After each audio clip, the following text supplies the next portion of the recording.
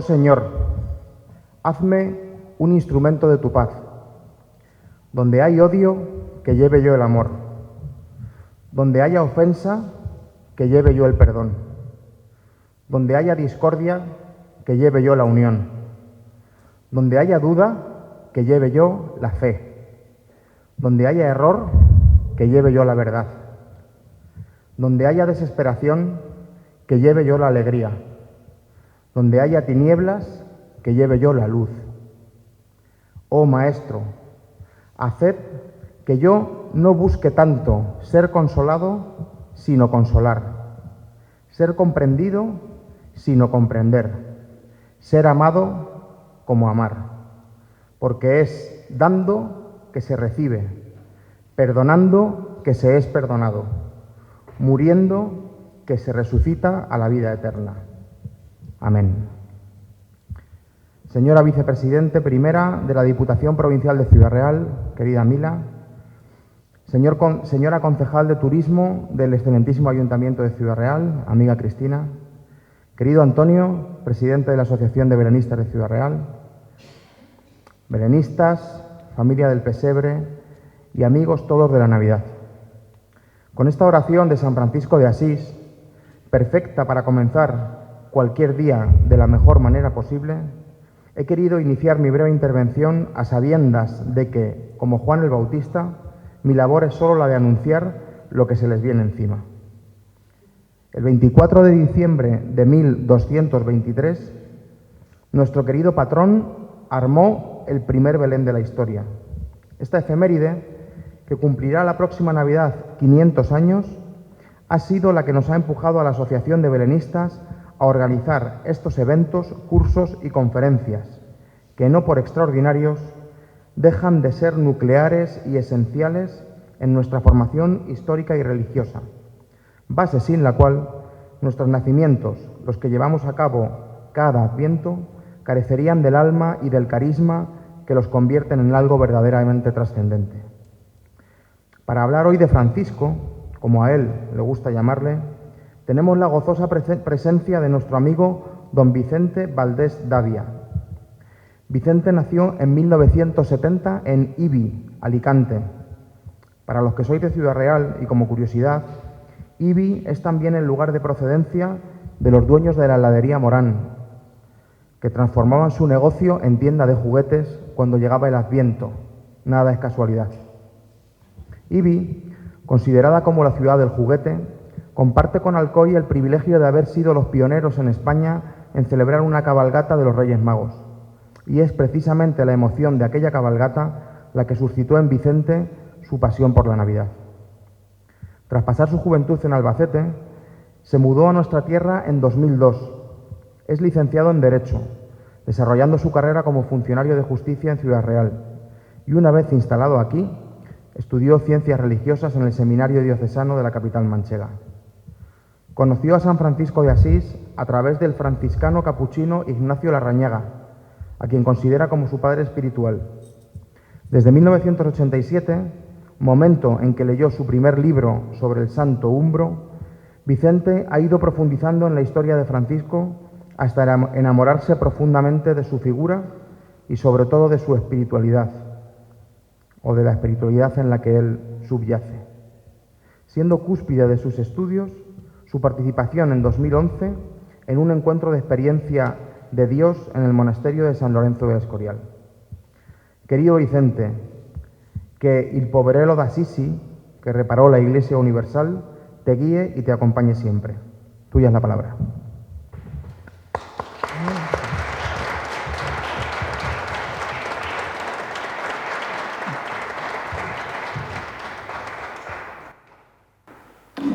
Buenas tardes.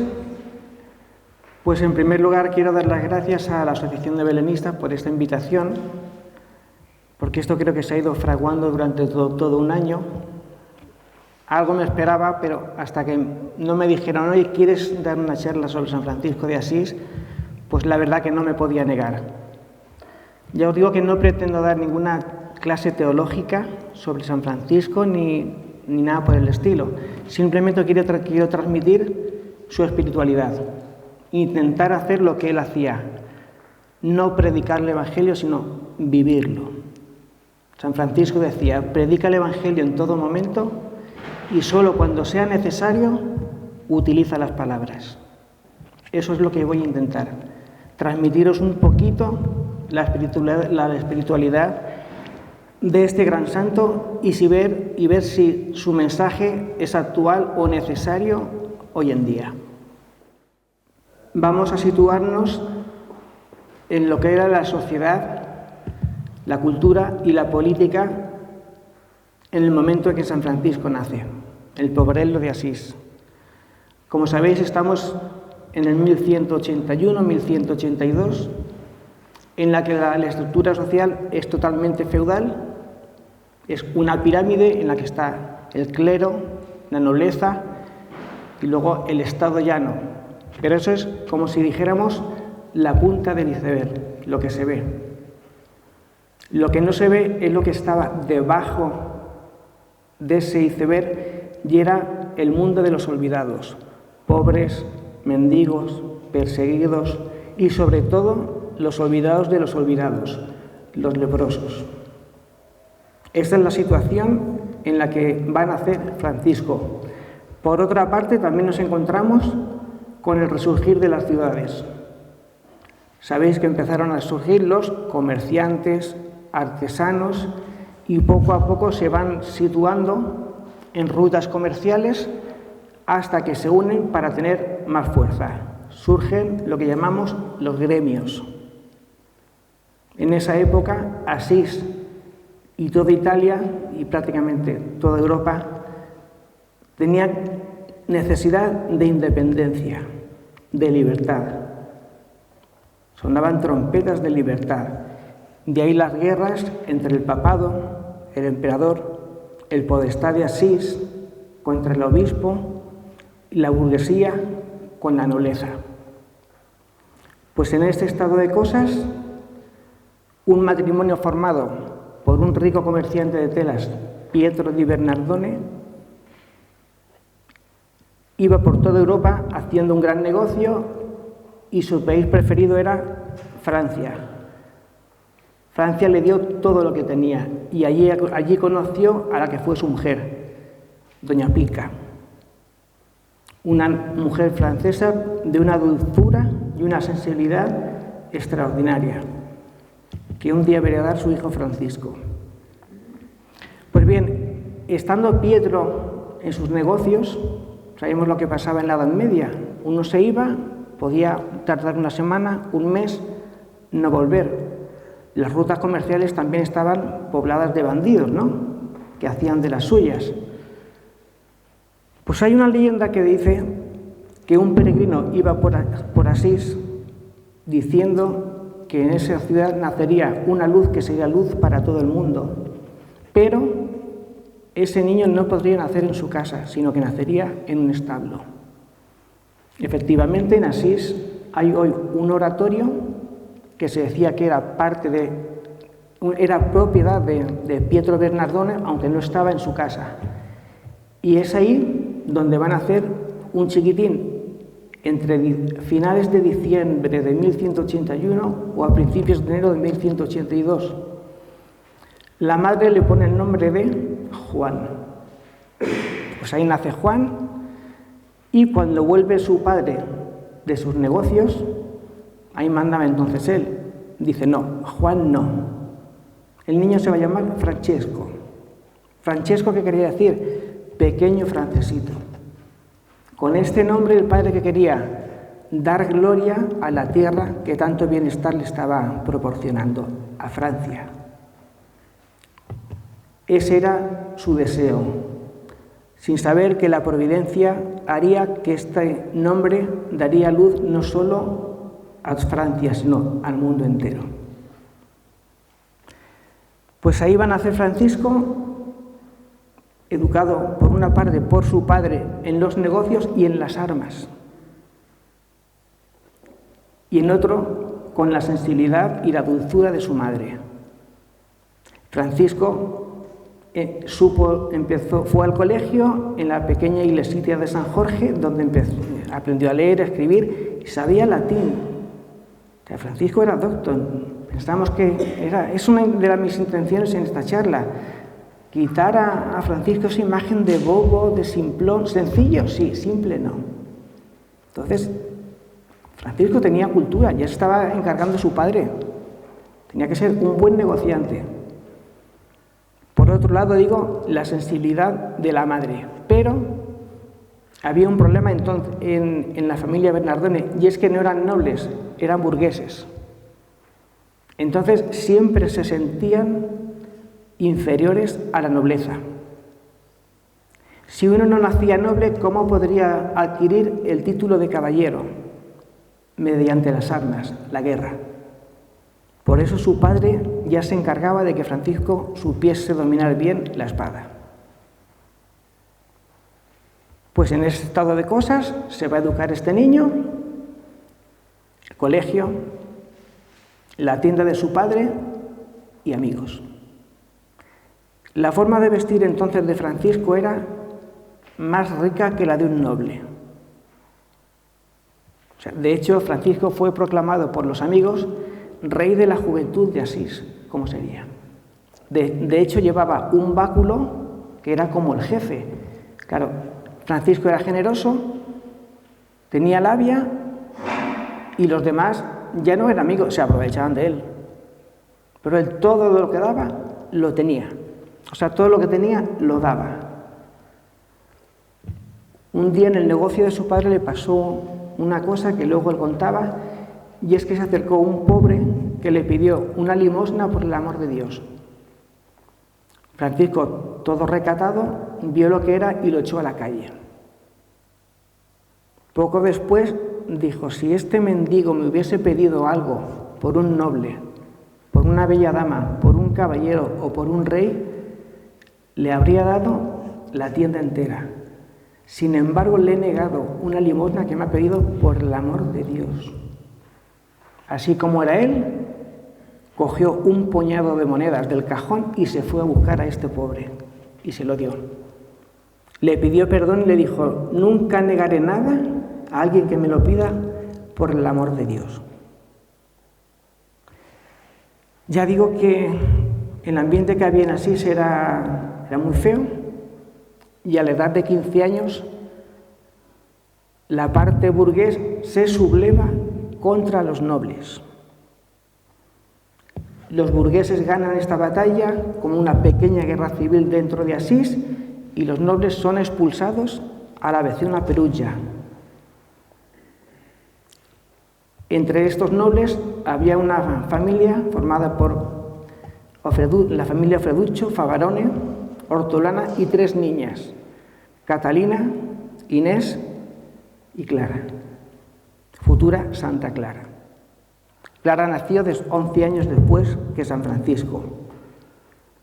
Pues nada, expulsan a los nobles y lo primero que hacen los asisenses fue destruir la Roca Mayor, una fortaleza que había en Asís, porque era el símbolo del poder feudal. Y se trataba de que eran ya burgueses. ¿Qué hacen con esa fortaleza que destruyen? Hacer más grandes la muralla de Asís. El padre de Francisco estaba contento porque veía que el objetivo podía conseguirse, que su hijo algún día fuese caballero. Pero 2 años más tarde, los nobles quieren recuperar la ciudad. Se enfrentan a Asís y aquí son vencidos los asisenses. Francisco, con toda la juventud de Asís, todos los que habían participado en esta batalla, son hechos prisioneros y trasladados a la prisión de Perugia. Podemos imaginar cómo eran las prisiones en aquella época. Tortura, el olor que había, muerte. Muchos de ellos deseaban morir antes que estar allí. Y aquí, esto es opinión mía, creo que empieza la verdadera conversión de Francisco de Asís. Aquí la gracia empieza a actuar. ¿Por qué? Porque la tierra estaba movida. Decían, si el grano de trigo no muere, no puede dar fruto, pero si muere, da fruto y en abundancia. Aquí Francisco ve por primera vez en su vida, que todos sus ideales, todo por lo que él había luchado, se venía abajo. Es como cuando se destruye un edificio, solo vemos polvo, pero una vez que ese polvo se va, nos permite ver lo que hay detrás. Francisco empieza a ver aquí que todo por lo que había luchado quizás no merecía la pena. Era el momento, como se suele decir, de los amigos dormidos y los fracasos bien despiertos.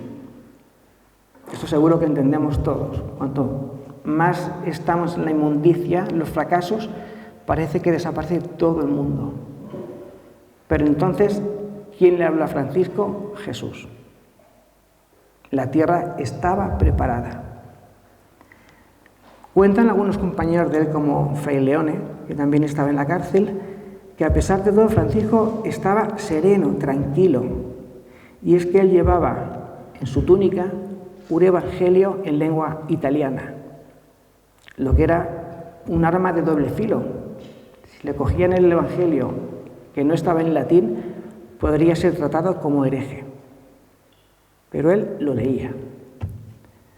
Después los nobles llegan a un acuerdo con los burgueses de Asís y firman una carta de paz, en la que se comprometen a vivir como hermanos y establecen unas normas en la comuna. Todos deberían contribuir en la manutención. Pero ¿qué pasaba con aquellos que no podían ayudar a la comuna? Quedaban excluidos de la misma, tenían que irse a vivir fuera de las murallas. Bueno, pues después de esos 11 meses y duras negociaciones, Francisco es liberado y es llevado a su casa. Aquí tuvo una convalecencia larga, penosa, en la que se temía por la vida de Francisco. Pero claro, ahí estaba el padre, que ya se encargó de buscar los mejores médicos, y por otra parte, los cuidados de la madre. Por lo que Francisco, poco a poco, muy poco a poco, va recuperando la salud. Ahí él meditaba también y se daba cuenta de la fugacidad de las cosas.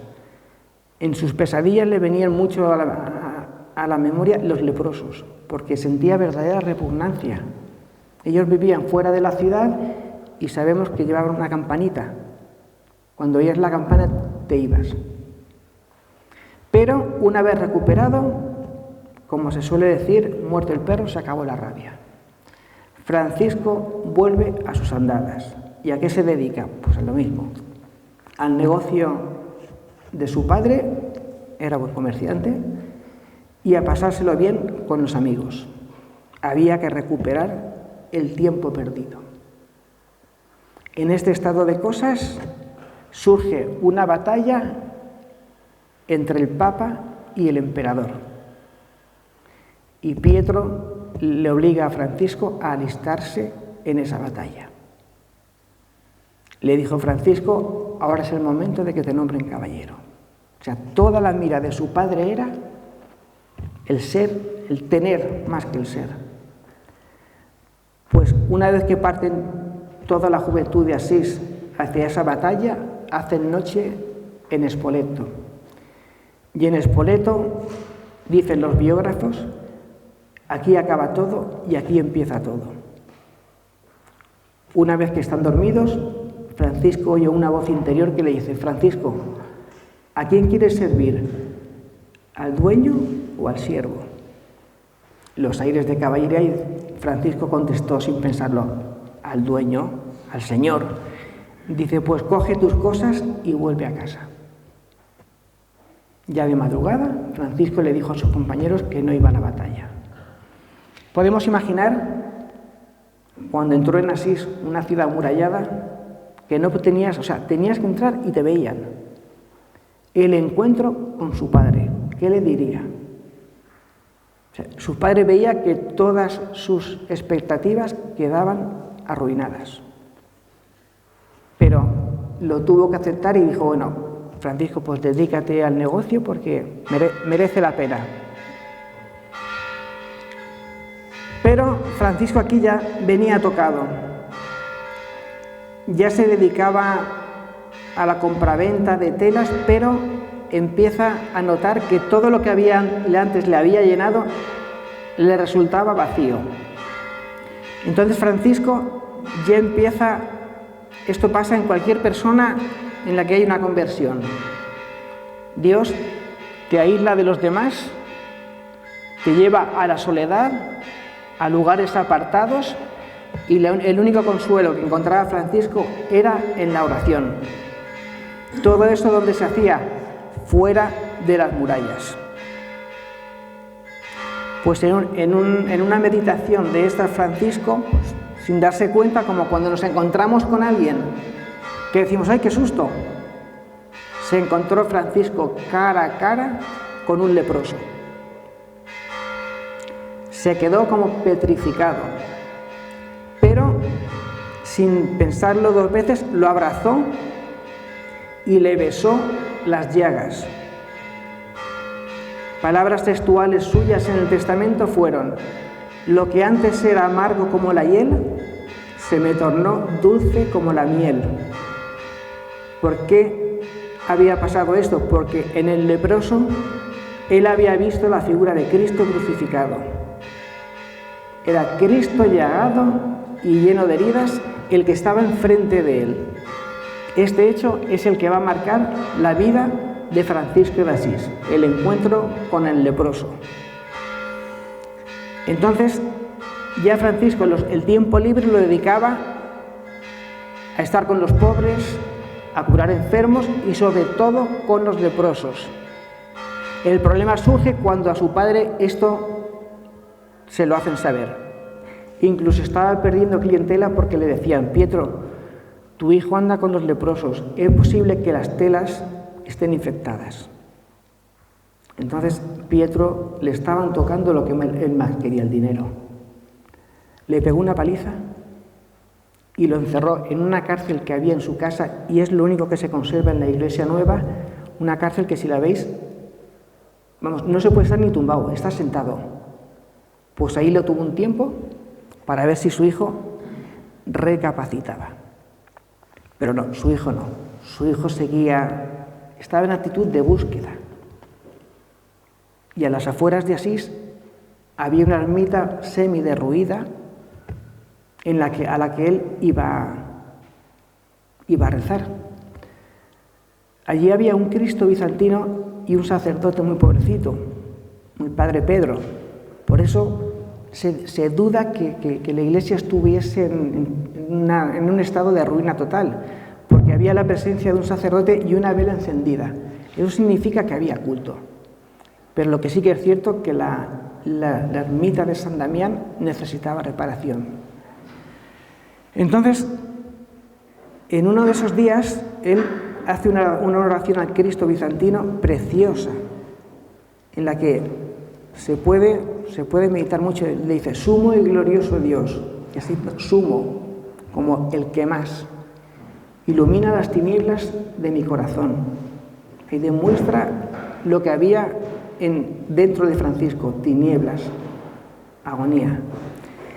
Y le pidió: dame fe recta, esperanza cierta y caridad perfecta. Sentido y conocimiento, Señor, para que cumpla tu santo y veraz mandamiento. Esta oración la rezó Francisco frente al crucifijo de San Damián. Él iba mucho allí porque era un lugar apartado de Asís, hasta que un día ese Cristo le dice: Francisco, porfa, ve y repara mi iglesia, que como ves amenaza ruina. Todo obediente, Francisco, que dijo: efectivamente, San Damián se cae, hay que repararlo.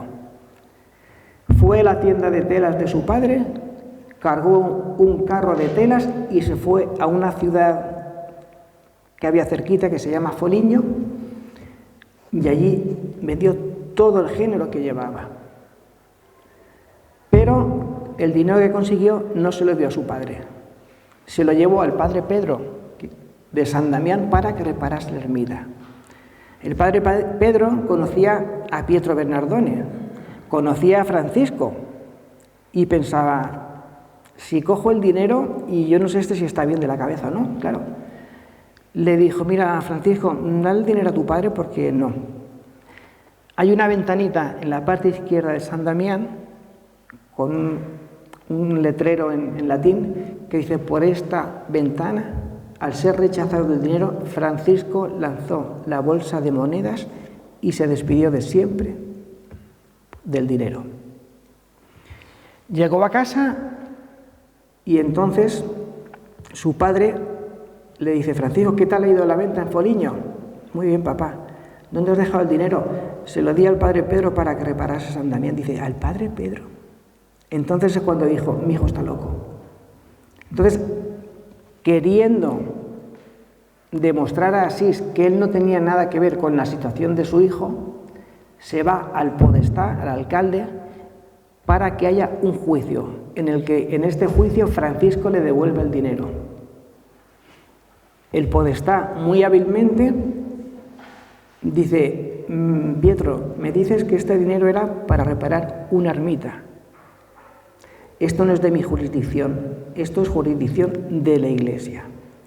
Ve y soluciónalo con el obispo Guido. Pietro Bernardone convocó un tribunal de justicia allí, frente al obispado, todo el pueblo de Asís, y el obispo Guido le dice, ¿qué es lo que pasa aquí?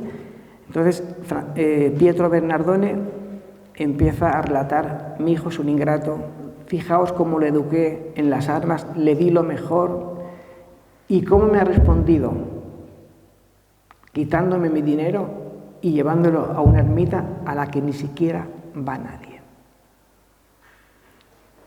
Entonces el obispo le da la palabra a Francisco y dice, ¿qué tienes que opinar, Francisco? Dice, efectivamente, soy un ingrato, pero sobre todo no he cumplido las expectativas de mi padre.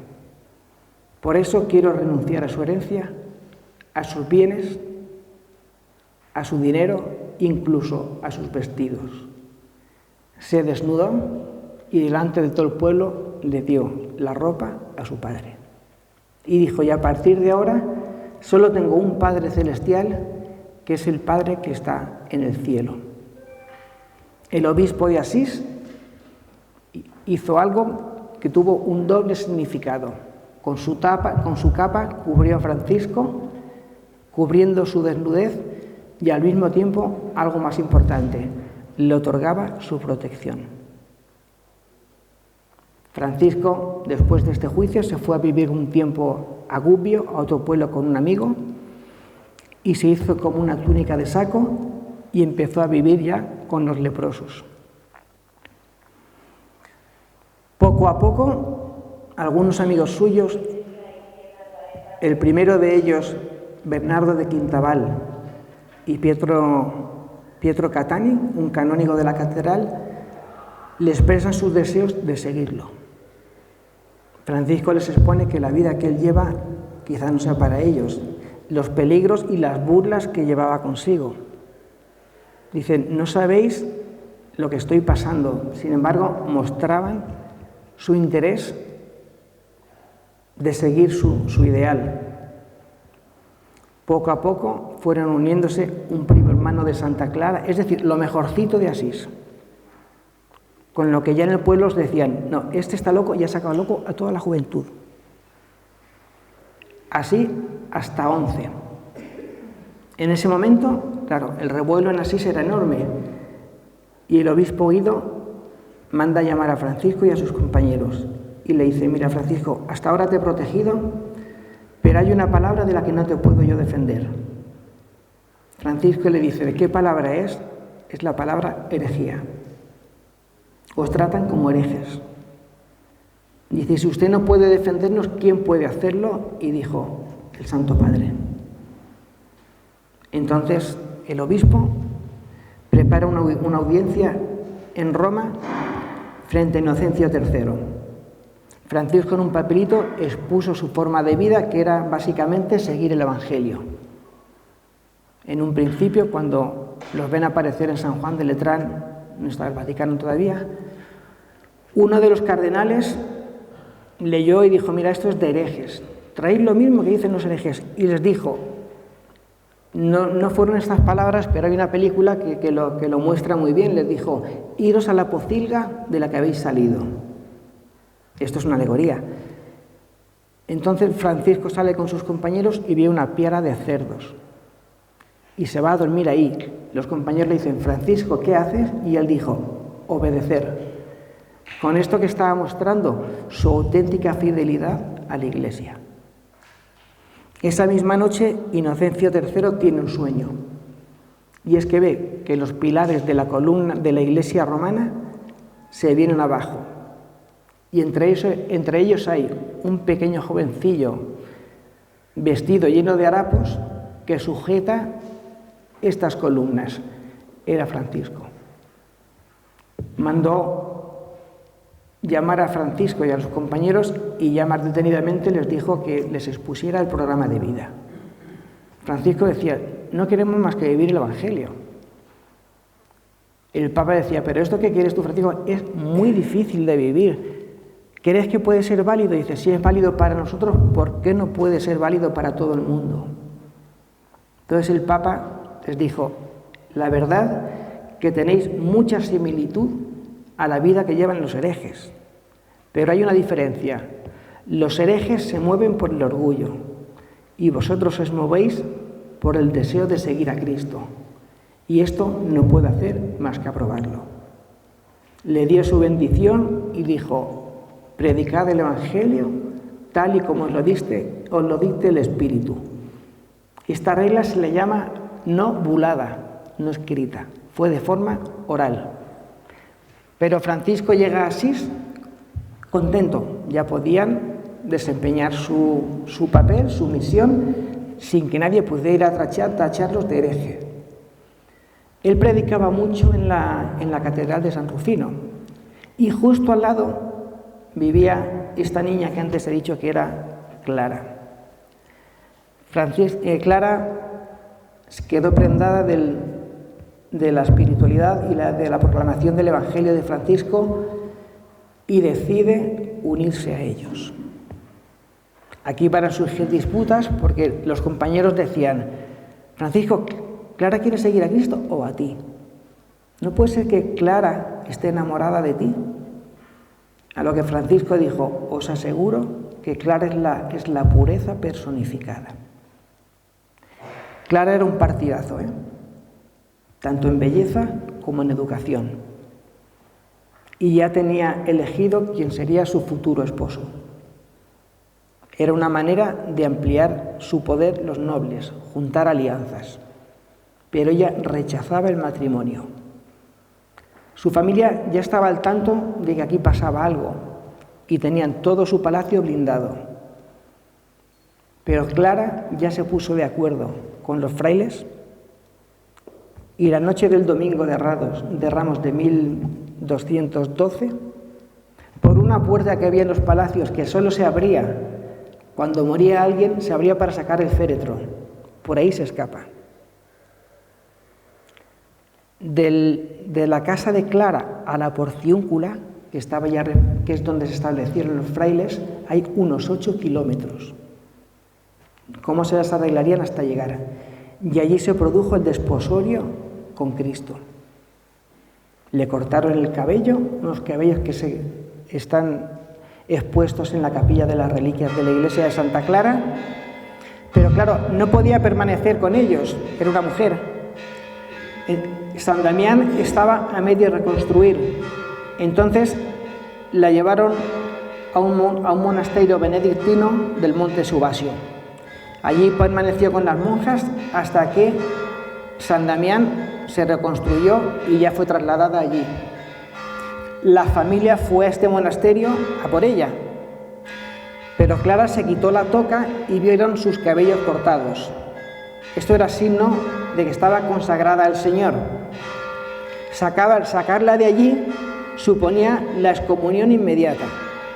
Entonces la tuvieron que dejar allí y aceptar que Clara se había consagrado al Señor. Poco tiempo después se trasladó a San Damián y allí la estaba esperando su hermana Inés. Y una vez que enviudó, su madre Hortolana también fue clarisa. una madre y 2 hijas en un convento. Poco a poco la orden se va extendiendo y Francisco ya dice, no, aquí no se trata de estar, hay que ir a anunciar el Evangelio, y mandaba de 2 en 2 a los frailes por toda Europa. Su punto de encuentro, de salida y de llegada, era la Porciúncula. Ella estaba en un bosquecito lleno de humedales donde vivían los pobres. Esta ermita pertenecía y pertenece, bueno, ahora ya no, a los benedictinos, y ellos se la cedieron para que vivieran. Ahí es donde Francisco encontró su forma de vida. Cuando leyó el Evangelio, no llevéis ni túnica ni calzado, negaos a sí mismos, pues ahí dijo Francisco, esto es lo que yo buscaba. Se quitó el cinturón que llevaba y las sandalias y se ató una cuerda como símbolo de pobreza. ¿Por qué se quitó el cinturón? Porque en el cinturón era donde llevaban las bolsas con dinero. Y él había roto totalmente con el dinero.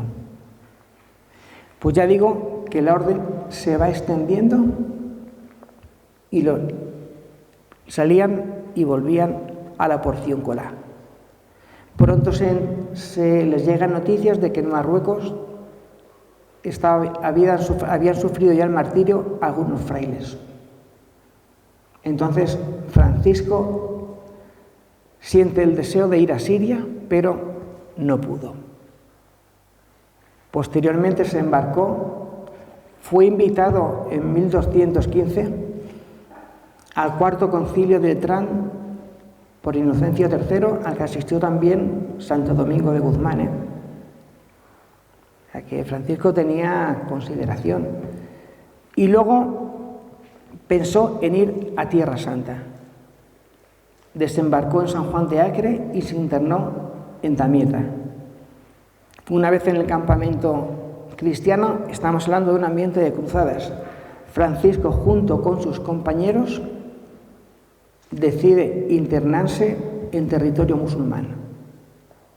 El sultán había sido muy claro: daré oro por cada cabeza de un cristiano que traigáis. Pues Francisco se fue al territorio musulmán y pidió una entrevista con el sultán Malik al-Kamil. Quería demostrar que Jesús era el verdadero Dios, a lo que el sultán accedió. Y Francisco dijo: mira, vamos a hacer una hoguera y nos metemos dentro. El que sobreviva es el que lleva razón. El sultán le dijo: ni te metes tú ni se mete otro. Pero sí que Francisco le habló de Jesús.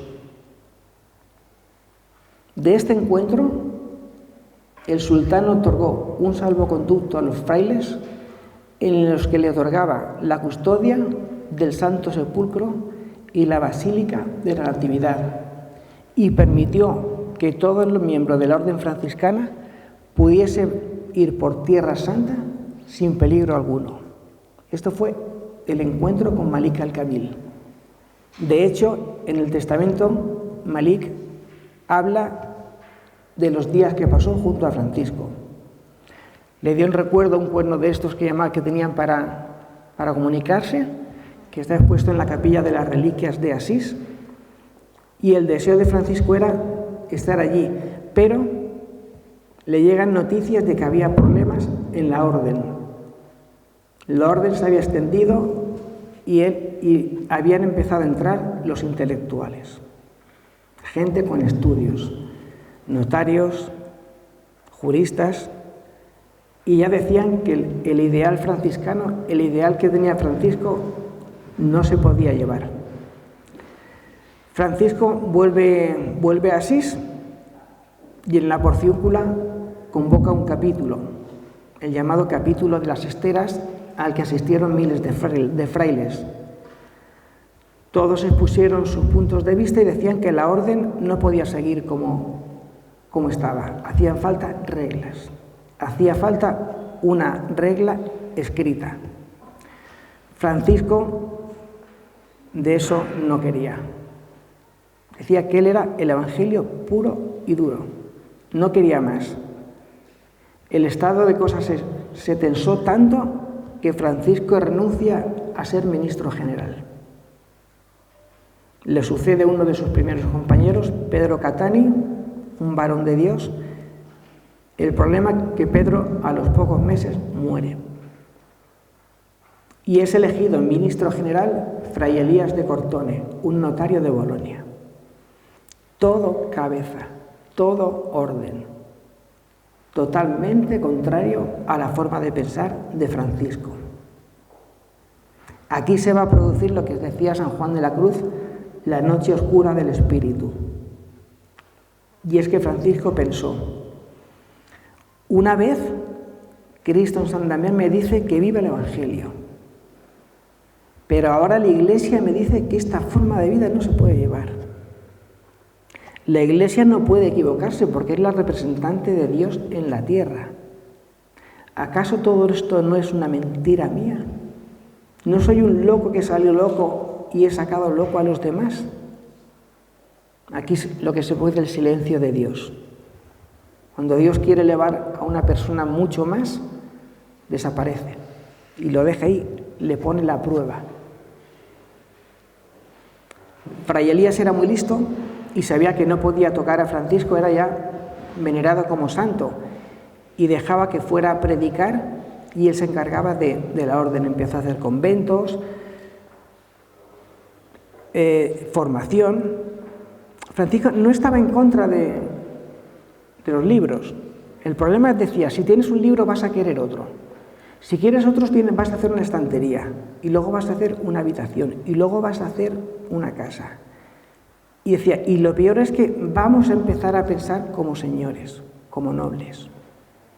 Y él había vivido en sus propias carnes que la diferencia de clases existía y se hacía mayor cuanto más se sabía.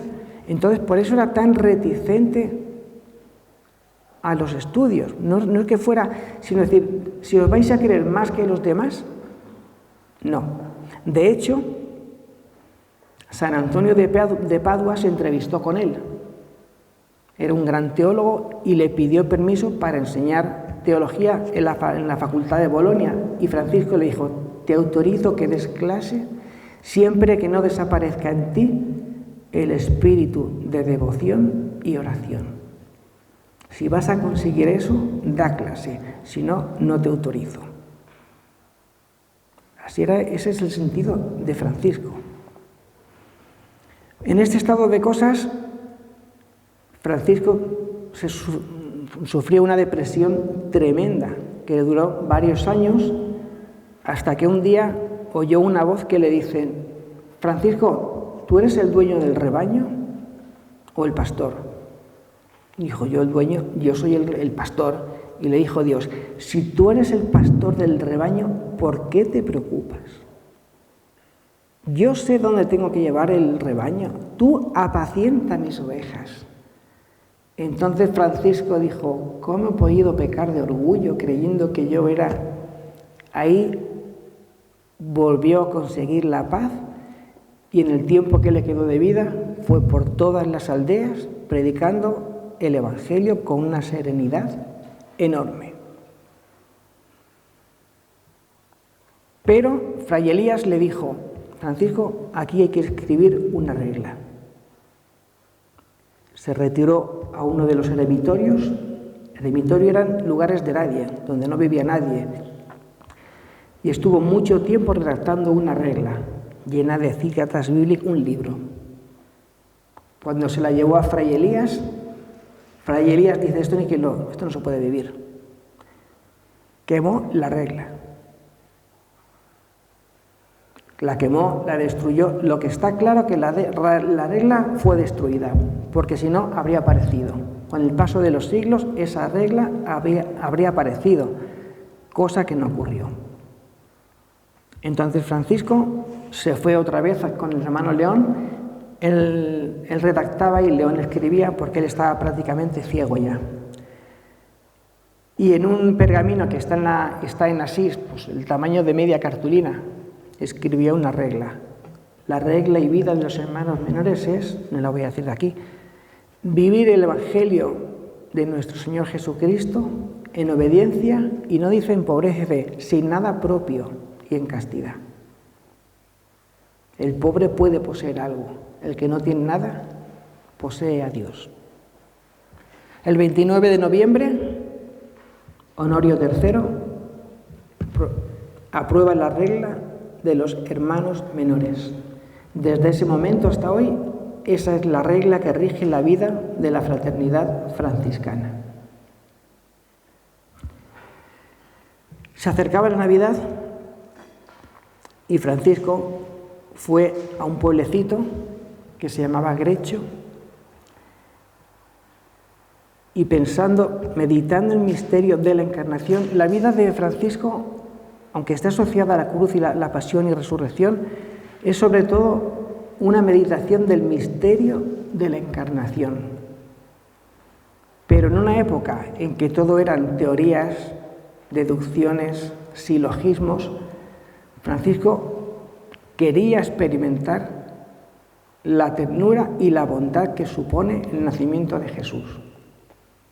Y en una gruta que había fuera de la aldea de Grecho, les dijo a sus compañeros: preparad ahí una cueva con un buey y una mula, porque vamos a celebrar el misterio de la Encarnación. Francisco no teorizaba, quería vivir.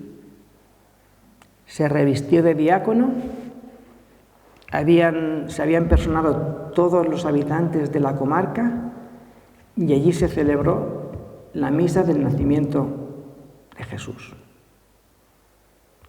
Se dice que Francisco, en ese momento, como si estuviera viendo al niño Jesús. Su homilía fueron palabras sentidas, balbuceantes.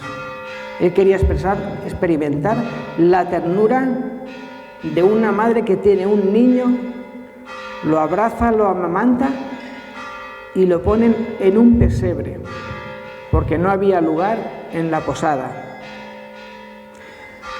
Cuentan testigos oculares que desde la lejanía se veía como, dada la gente que había y las antorchas, como toda la gruta iluminada, como si el bosque estuviera ardiendo. No puede ser que en ese momento hubo allí un nuevo Pentecostés. El fuego es el símbolo del Espíritu Santo. Allí había nacido un nuevo Belén. Todos salieron de allí edificados, confortados, y Francisco se dedicó pues a eso, a seguir proclamando el Evangelio a todas las aldeas. Él iba a la gente sencilla. Durante su vida hizo al año varias cuaresmas y en 1224 fue a un monte que se llama el Monte Alberna, donde hizo una cuaresma en honor a San Miguel. En esa cuaresma Francisco quería, lo dijo, sentir y vivir en sus propias carnes, en la medida que una pobre criatura pudiera sentir y experimentar el amor y el dolor que Jesús sufrió en la cruz. Él pensaba, ¿cómo pudo Jesús entregarse a nosotros por amor a nosotros sufrió los dolores tan horrendos como fueron los de la pasión?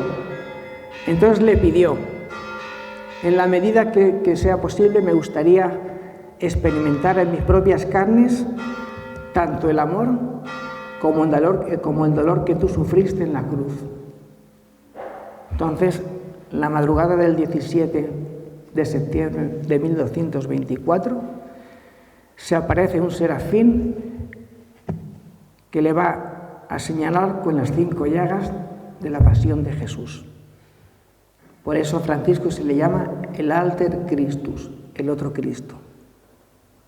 Nos encontramos a un Francisco con la salud destrozada, prácticamente ciego, y que parecía que ya había cumplido la misión. Bajó del monte Alberna y ya en 1225 se instala en San Damián. Es curioso, pero Francisco se le vio muy poquito con Clara durante su vida, en contadas ocasiones. De hecho, decía a sus frailes: por santísima prudencia no habitéis ni vayáis a conventos de monjas, por el que dirán. Pero aquí Francisco ya se instala en una choza, en el jardincito de San Damián, y se va a dejar cuidar por Clara. Ella va a ser la que le cure las heridas de los estigmas.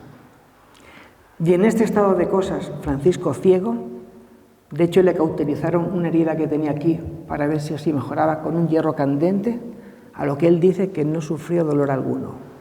En ese estado que él no ve la creación, pero rebosa creación por todos los poros de su piel, va a componer lo que se llama el cántico de las criaturas o el cántico del hermano Sol, en la que en una época que parecía que el mundo era todo malo, él va a bendecir y alabar todas las criaturas y todo lo creado. Va a dar gracias a Dios por la creación. Es el cántico que ya habéis oído, que dice: Altísimo, omnipotente, buen Señor, tuyas son la gloria, la alabanza, el honor, y luego da gracias a Dios por el hermano Sol, el hermano Viento, la hermana Agua, la hermana Tierra, los que perdonan y sufren por amor. Esa estrofa la compuso porque consiguió reconciliar al podestá con el obispo. Era un cántico a la creación. En 2005, el Papa Francesco hizo una encíclica, Laudato Si, y en 2020, junto a la tumba de San Francisco, firmó otra encíclica, Fratelli Tutti, dedicada a la creación. Se puede decir que es una continuación o una necesidad del cántico de las criaturas, de salvaguardar la hermana tierra. Al día siguiente beatificaba en la Basílica Superior de San Francesco a un jovencito, Carlo Acutis. Carlo Acutis murió a los 15 años de un cáncer fulminante y su deseo era ser enterrado en Asís. Está enterrado en la iglesia del Despojo, junto al obispado, donde Francisco renunció a todos sus bienes. Al lado de la tumba de Carlo Acutis, un poquito más allá, está la iglesia de San Esteban, donde él rezaba, y un poquito más allá, la casa de sus padres. Sus padres tienen casa en Asís. Tras morir Carlo Acutis, el Señor los bendijo con el nacimiento de 2 niñas gemelas. Y pasan muchas temporadas en Asís. Bueno, pues ya digo, Francisco estaba prácticamente destrozado y se decide en 1226, en verano de 1226, trasladarlo al palacio del obispo para que pudiese morir con dignidad. Aparte, ocurría otra cosa. En la Edad Media el tráfico de las reliquias era un negocio. Francisco había permanecido 11 meses en la cárcel de Perugia. Temían que los perullanos fuesen y se llevasen tal botín. Entonces el obispo dijo: donde mejor está Francisco es en el obispado. Pero Francisco dijo que no era lugar para él, puesto que él había vivido entre los pobres, en su querida Porciúncula. Entonces pide, por favor, que lo trasladen a esta iglesita para morir en paz. El obispo accede y ya en la llanura de Asís, como él no veía, manda que pongan la camilla mirando a Asís. Se incorpora y Francisco dice: seas bendita ciudad santa, porque por ti se salvarán muchas almas. Aquí habitarán muchos siervos de Dios y muchas almas serán dignas de salvación. Parecía una profecía de que Asís sería la ciudad de la paz. De hecho, el 27 de octubre de 1986, Juan Pablo II convocó a todos los líderes de las religiones mundiales a un encuentro de oración por la paz. Asís es, junto a Roma y Jerusalén, una de las 3 ciudades santas de la cristiandad. Santiago es lugar de peregrinación, pero como ciudad santa son Jerusalén, Roma y Asís. De hecho, una de las basílicas papales que hay en el mundo de las 5 es la Basílica de San Francesco. Francisco, ya próximo a su muerte, pide que lo desnuden en la tierra y que le echen ceniza por todo el cuerpo, para que vieran que el cuerpo no es nada, es ceniza. Y pidió que se le cantase el cántico de las criaturas. El cántico estaba sin acabar y le añadió una estrofa más, en la que decía: loado seas, mi Señor, por nuestra hermana, él habla todo de hermanos, nuestra hermana la muerte corporal, dijo, de la que ningún ser viviente puede escapar. Dichosos a los que encuentres en tu santísima voluntad, porque la segunda muerte no les hará mal. Y ya finalizó el cántico diciendo: load y bendecid a mi Señor, dadle gracias y servidle con gran humildad. Mandó que se leyese la Pasión según San Juan, y en ese momento apareció una señora, Jacoba de Settesoli, de la que se habla muy poquito. Era una noble romana muy rica que había enviudado y había favorecido a Francisco, y sabiendo que llegaba la hora de su muerte, como por inspiración, le llevó una túnica hecha por ella y unos dulces que le gustaban mucho, que se llamaban mostacholi. Los frailes no le dejaron entrar a la capilla que se llama del Tránsito, porque era una chica. A lo que él respondió: para Fray Jacoba no existe la clausura. Permitió que esta noble romana estuviese allí presente en el momento de su muerte. Esta señora está enterrada justo enfrente de Francisco, como mirándose. Y una conclusión mía: ¿por qué la importancia de esta mujer? Yo creo que fue la piedra en la que se fundó la tercera orden franciscana, la orden franciscana seglar. Es decir, todo el mundo en su estado de vida en el mundo puede seguir el ideal franciscano, y yo creo que la importancia de esta mujer fue esa. Creo que fue la primera o la fundadora de la orden franciscana seglar. Una vez que a Francisco se le lee el cántico, se lee la Pasión, se dirige a todos los frailes, bendijo a los presentes y ausentes y les dijo: hermanos, he cumplido mi misión, que Dios os enseñe la vuestra. Era el 3 de octubre de 1226 y aquí acababa la vida del pobre de Asís. Había conseguido reconciliar el creador con lo creado.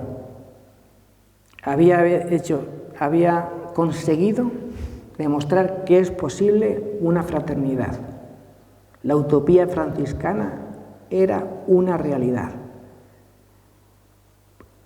Fue canonizado 2 años después por el Papa Gregorio IX, un 16 de julio de 1228, y al día siguiente se ponía la primera piedra para construir la Basílica de San Francesco. Esta basílica está construida en la que se le llamaba la colina del infierno, porque en esa colina se ajusticiaban a los condenados. A los 3 años, la basílica inferior estaba construida y se produjo el traslado de la basílica de la iglesita de San Jorge, en la que estaba Francisco, a la Basílica de San Francesco. Desde entonces, el lugar de la Basílica de San Francisco se le llama la Colina del Paraíso. Clara custodió la herencia franciscana. Clara para Francisco era su plantita. Custodió su herencia durante 27 años más, Estuvo postrada muchos años en una sala así, más alargada que esto, enferma. Y llegó un momento en que el Papa le dice que Clara tiene que redactar una regla para las clarisas. Clara pone una condición: pobreza total y absoluta. El Papa dijo que esa forma de vida no podía aprobarla porque era imposible. Clara estaba en agonía y no moría. Cuando el Papa accede a firmar la regla de las clarisas, a los 2 días Clara muere. Pues nada, como dijo Francisco, ya he cumplido mi misión, hermanos, que Dios os enseñe la vuestra. Ya he cumplido la misión que se me ha encomendado, que ahora vosotros saquéis vuestras propias conclusiones. Muchas gracias.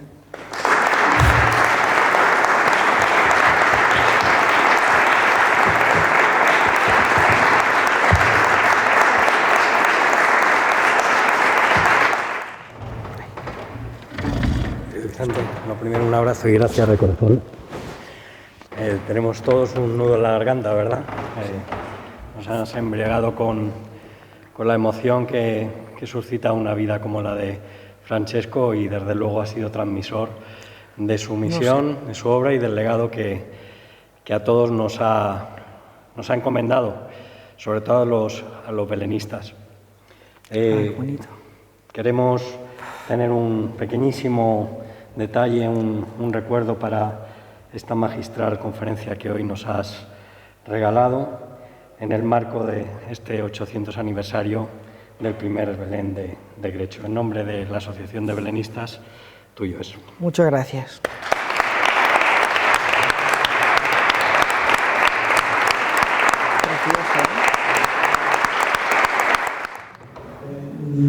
¿A qué edad murió San Francisco? No te oigo. ¿A qué edad murió? 44 años. 44 años. Era Capricornio, como yo, ¿eh? Eso sí estoy seguro. Has sido una maravilla.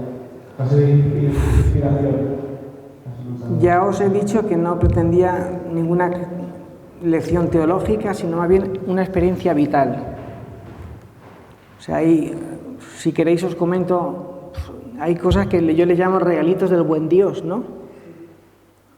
Y hay algo sí que me gustaría, si no estáis cansados. Y es cuando Jesús habla del año 1987, leo por primera vez un libro que es Muéstrame tu rostro, de Ignacio Larrañaga. Yo tenía entonces 17 años. A partir de ahí empiezo a leer libros de él y llega uno, es El hermano de Asís. Ese es el que... Ignacio era un poeta que escribía en prosa. Era un fraile sacerdote capuchino que pasó casi toda su vida en Sudamérica y fundó los talleres de oración y vida, que los llevan laicos. Está aprobado por la Santa Sede, pero lo llevan laicos. Entonces yo fui leyendo sus libros hasta que en 2008, pues en un foro católico, pues, yo escribí. Entonces alguien empezó a preguntarme y yo, pues sí, tengo sus libros y esta persona me estaba probando para ver si era mentira. Entonces cuando ya yo le hablé de este libro de Ignacio Larrañaga, un día me dice, coge este teléfono y me dice, a tal hora española el padre Ignacio espera tu llamada. Yo me quedé, digo, no puede ser. Lo llamé. Es el escritor católico que más libros ha vendido del siglo pasado, Ignacio Larrañaga. Es una sencillez, cómo se explica. Y me sorprendió porque ante un gigante de esto del espíritu me dio las gracias a mí por hablar conmigo. Esa es la humildad de los gigantes del espíritu. Estamos hablando de 2008 y en 2011 él tenía ya 79 años y viene a España. Él daba encuentros de experiencia de Dios que duran 6 días y iba a dar los 3 últimos de su vida. Uno en el Escorial, otro en Loyola y otro en Asís. Me voy a Asís. Pero lo más lógico era irme al Escorial. Allí tuve el lujo de asistir a un encuentro de experiencia de Dios. Me recibió en privado. Y otra sorpresa que me dio, que conmigo no quería hablar de espiritualidad, ni de libros, ni nada. Me habló como un hermano, como un hijo, y me decía, yo soy mayor y ya tengo que partir. Y esa fue la conversación que tuve con él. Yo decía, Padre, me dedicó 2 libros y el 28 de octubre de 2013, 2 días después del bautismo de mi hijo Francisco, me avisaban que Padre Ignacio había muerto. Murió sin estridencias, haciendo un encuentro que él llamaba de culminación. Era como un testamento en el que se sentaba unas bases para que lo que él había hecho no pudiese modificarse. Estaba en México y la señora que se encargaba de él, de llevarle la ropa, notaba que el despertador no se apagaba. Ella fue y dijo, Padre, ¿se quedó dormido? Y el padre se había quedado dormido en las manos del otro padre. Pues tuve la suerte de conocerlo y de hablar con él.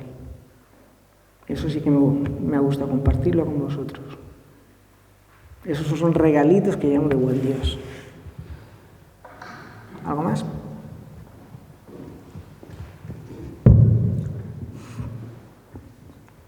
Bueno, dentro de la vida de San Francisco, me gustaría que hablaras un poquito, nos explicar qué se sabe acerca de cómo fue ese primer bebé. Se dice que el niño era de terracota, que era un bebé viviente, había animales, o sea, no, Pues... era con franciscanos, luego que en el pueblo ya estaba, cuando se va a ese bebé. Pues sí, es algo de lo que se puede, lo que pasa es que no quería extenderme, pero ya he dicho que la vida de Francisco se centra en el misterio de la encarnación, pero una encarnación de carne y hueso. En el momento en que Francisco hace la homilía, he dicho que solo le salían palabras balbuceantes, Belén, ternura. O sea, él estaba meditando cómo llegaron, como si hiciera lectio divina. Una familia de un adolescente que era María, San José, no encuentran sitio en la posada. En la posada había sitio, pero ¿en qué condiciones? José sabía que su hijo no podía nacer allí. Ya se encargaron de buscar otro sitio. Seguro que José, todo esto lo meditaba Francisco, cómo preparó la gruta José, cómo preparó la pajita del pesebre, todo eso lo meditaba Francisco. Y se dice que el señor que les dejó la gruta, Juan Belita, para hacer el primer nacimiento, sí que vio al niño Jesús en brazos.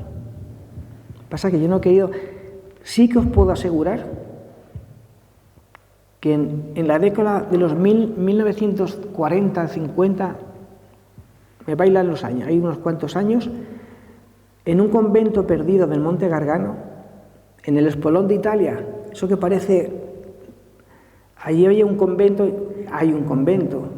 San Giovanni Rotondo. Allí vivía un fraile que tuvo 50 años los estigmas de Cristo. Francesco Forgione, o mejor conocido como Padre Pío de Pietrelcina. El día de la misa de Nochebuena habían rezado los frailes junto con algunas hijas espirituales la oración de completas. Y un poquito antes de revestirse para la misa del gallo, Padre Pío se quedó en el coro mirando por la ventana. Y ya llega un momento en que Padre se va a revestir para celebrar la Eucaristía y vio que no estaba solo. Una hija espiritual suya, Lucía y Adancha, con su sobrina la conozco, estaba allí. Padre Pío le preguntó, Lucía, ¿has visto algo? A lo que Lucía contestó, en italiano: Padre, ho visto tutto, he visto todo. ¿Qué era lo que Padre Pío preguntó a Lucía? ¿Qué es lo que había visto? Pues vio que un haz de luz entraba por la ventana de la iglesia y había iluminado al Padre Pío con el niño Jesús en brazos. A lo que el Padre Pío dijo: como cuentes algo, te retuerzo el cuello como una gallina. Eso le dijo. Lucía guardó secreto hasta que murió Padre Pío. Luego ya lo dijo y fueron testimonios que sirvieron para el proceso de beatificación y canonización. Por eso, que apareció el niño, que no apareció, se dice que Juan Belita sí lo vio. Se puede creer o no creer. Eso es como digo en la Biblia. No todos los libros son históricos. Hay narrativos, hay salmos. Hay un episodio en Asís que gusta mucho. Mi hijo tiene a San Francisco con el lobo de Gubbio, y no le toques. A Francisco con el lobo, ¿no? Y se decía que es que en Gubbio había un lobo que tenía atemorizada a toda la población. No se atrevían a salir de ahí. ¿Es más probable que fuese un lobo o que fuese un bandido que tenía a todos atemorizados? Con este lobo, Francisco habló y logró convertirlo. Y le dijo: hermano lobo, si tú prometes no hacerle daño a nadie de aquí, todos te darán vivienda y alimento. O sea, que hay que jugar ahí, que es más probable, el lobo, el bandido. ¿Pudo Francisco en la gruta de Grecho estar con el niño Jesús? Se cree, yo, para mí, sí. Y ya digo, otro símbolo muy importante fue el espíritu, el fuego. Toda la gruta estaba llena de fuego. Ahí había un nuevo Pentecostés. El pueblo que habitaba en tinieblas vio una gran luz. Francisco, al igual que Jesús, hizo nuevas todas las cosas. Si os dais cuenta, cuando veáis en las calles, en las puertas de conventos, dos manos con una cruz, es el símbolo franciscano. Veréis que hay una con los clavos, bueno, está con los clavos, pero una lleva una túnica y otra no. Es la mano de Cristo con Francisco. El Alter Christus. Entonces, la pregunta que yo quiero lanzaros, para que la meditéis luego ya a toda vuestra vida: ¿es actual el mensaje franciscano? ¿Es necesario después de 800 años? ¿Merece la pena seguir montando el Belén en una sociedad tan secularizada como la nuestra? Yo os puedo asegurar que junto al pesebre se puede lograr el grado más alto de oración, que es la contemplación. La contemplación, ¿qué es? No hay palabras. Simplemente están, se hace uno. Yo la grandeza del Belén la veo ahí, capaz de llegar a lograr una intimidad igual que si estuviéramos ante un sagrario. Por eso yo animo a todos a montar un Belencito pequeño, pero en casa. Ya me callo.